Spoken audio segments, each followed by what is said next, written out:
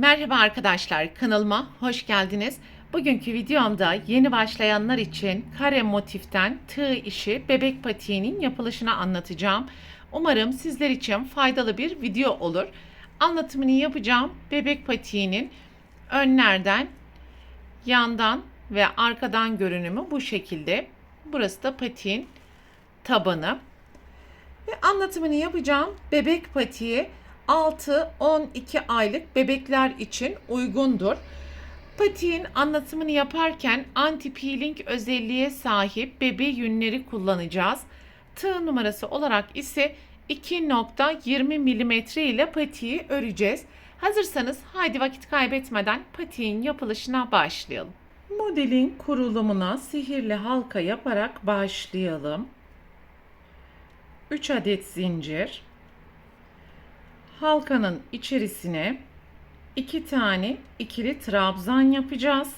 Fakat ikinci trabzanı yaparken sonraki renge geçiş yapmalıyız.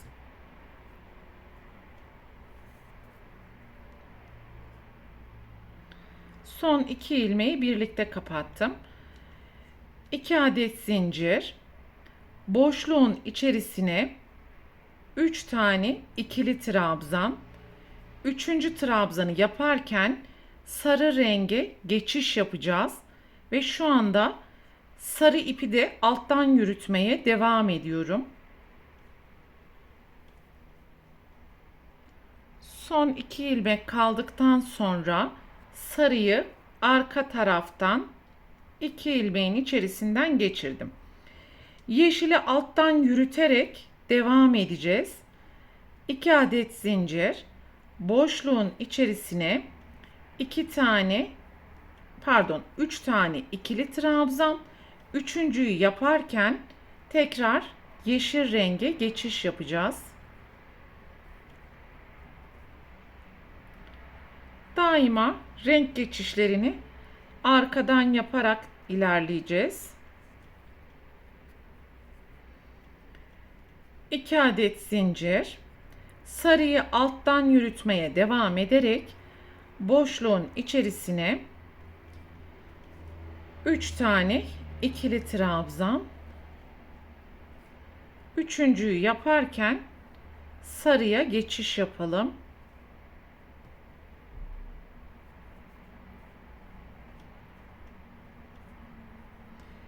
Ve yan yana toplam 4 tane trabzan grubu oluşturmuş olduk.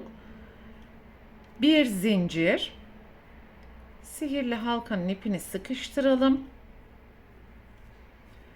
Ve ilk yapmış olduğumuz zincirin tepesine yarım trabzan, yeşili alttan yürütmeye devam ediyoruz.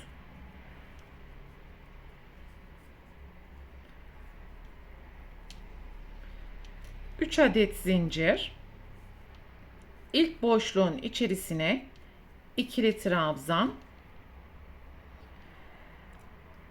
alttaki 3 trabzanın tepesine yan yana 3 trabzan ve sıra sonuna kadar yeşil ipi alttan yürütmeye devam edeceğiz.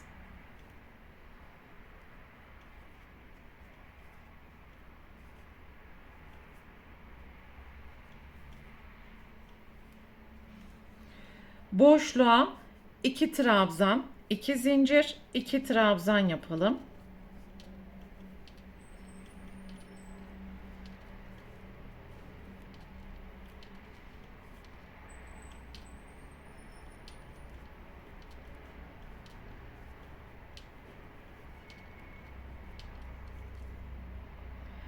Alttaki 3 trabzanın tepesine yan yana 3 trabzan, boşluklara 2 trabzan, 2 zincir, 2 trabzan yaparak sıra sonuna kadar devam edelim.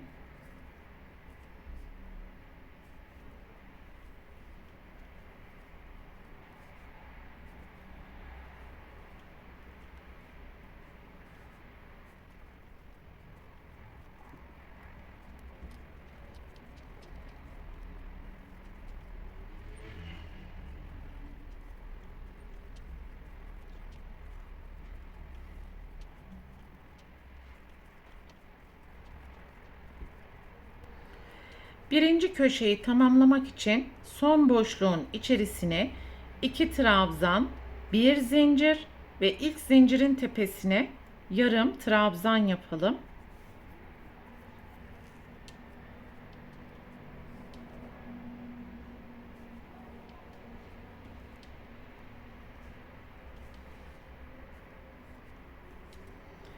Böylelikle ikinci sıramızı tamamlamış olduk. Şimdi bu sıra önemli. Özellikle renk geçişlerinin olduğu yere dikkat edelim. 3 adet zincir, boşluğun içerisine ikili trabzan ve diğer köşeye gelene kadar alttaki trabzanların tepesine ikili trabzan yapacağız. Yeşil rengi alttan yürütmeyi unutmayalım.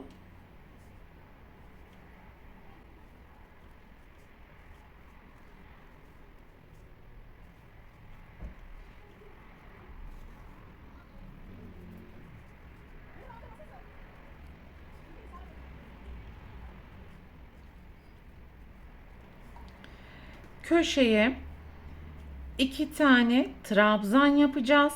Fakat ikinci trabzanı yaparken yeşil renge geçiş yapacağız. Yine arkadan renk değişimi yaparak 2 adet zincir, boşluğun içerisine 2 trabzan,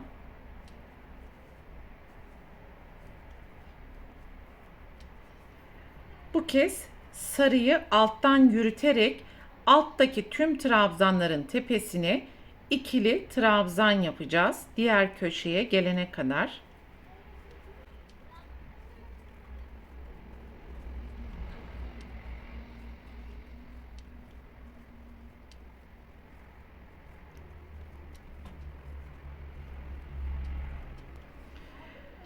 Köşeye 2 trabzan, 2 zincir, 2 trabzan yapacağız. Yeşil renk ile ikinci trabzanı yaparken sarıya geçiş yapacağız. Zincir ile sonraki 2 trabzanı sarı ile yapacağız.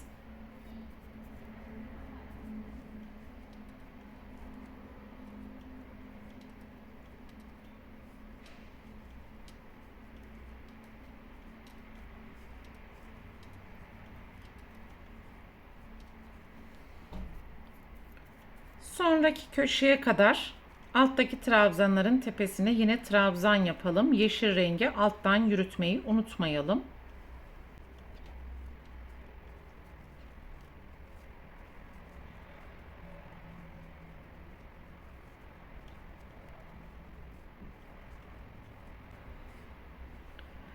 Boşluğa 2 tane ikili trabzan.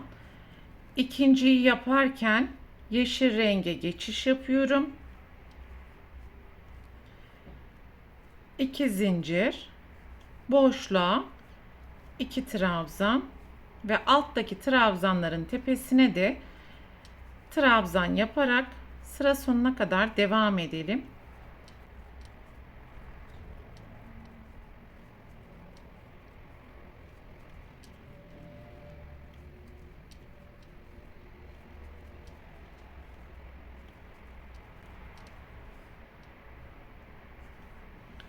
Son boşluğun içerisine 2 tane trabzan, ikinci trabzanı yaparken tekrar sarıya geçiş yapalım. Bir zincir ve ilk zincirin tepesine yarım trabzan. 3 sırayı bu şekilde tamamlamış olduk. Her iki sırada bir desen kendisini tekrar etmekte. Sıranın birinde tamamen sarı renk kullanırken diğer sırada karşılıklı üçgen alanlarda daima sarı renk kullanıyoruz. Diğer karşılıklı üçgen kenarlarda ise yeşil, sarı, yeşil, sarı olarak devam ediyoruz. Şimdi hiç renk değişimi yapmadan yeşil ipi alttan yürütmeye devam ederek sıra sonuna kadar sarı ip ile devam edeceğiz. 2 zincir, alttaki tüm trabzanların tepesine ikili trabzan, köşeleri 2 trabzan, 2 zincir, 2 trabzan yaparak sıra sonuna kadar devam edelim.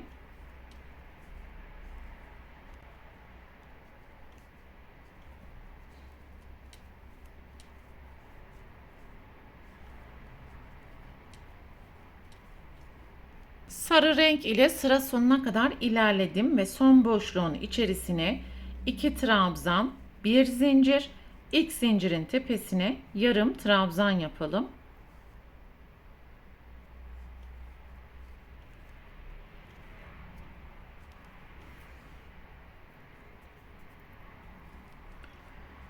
Üç adet zincir, boşluğun içerisine ikili trabzan.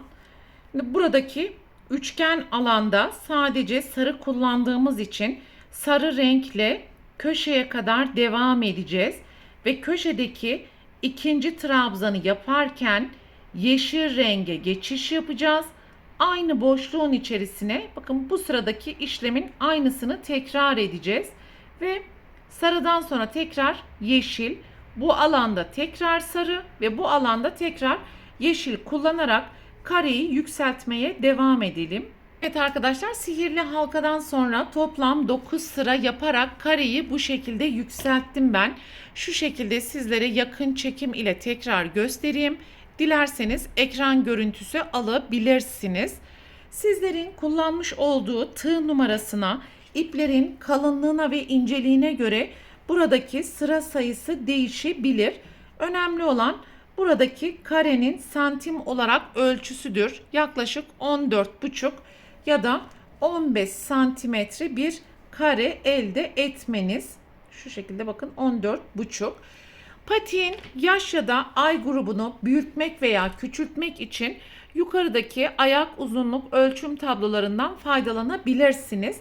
Şimdi patiğin dikim aşamalarına geçelim. Burası patiğin ön yüzü ve patiğin arka yüzü. İpi kopartmış olduğumuz yer bu nokta. Her iki alandan da diktiğimiz zaman yarısında iki renk, yarısında boğaz kısmının böyle bir görüntü oluşacaktır.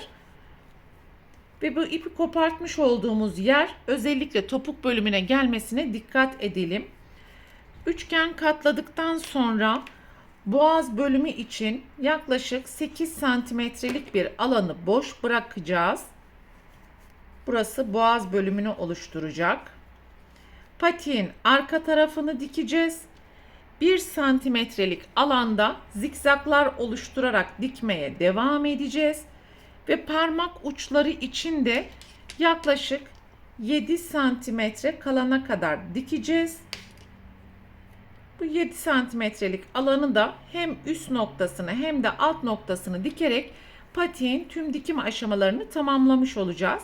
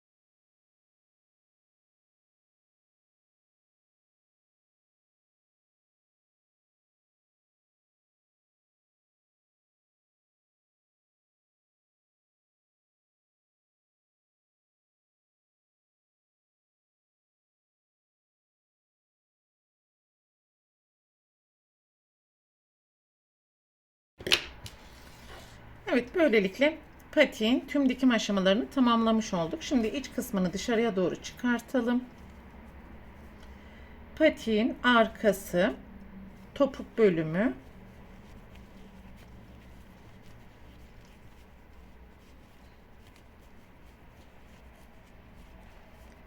ve parmak uçlarına gelen nokta görmüş olduğunuz gibi gayet muntazam oldu.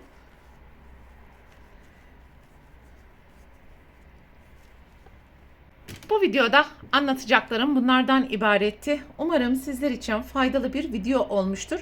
Sonraki örgü eğitim videosunda görüşene dek lütfen kanalıma abone olarak videomu beğenmeyi unutmayın. Hoşça kalın.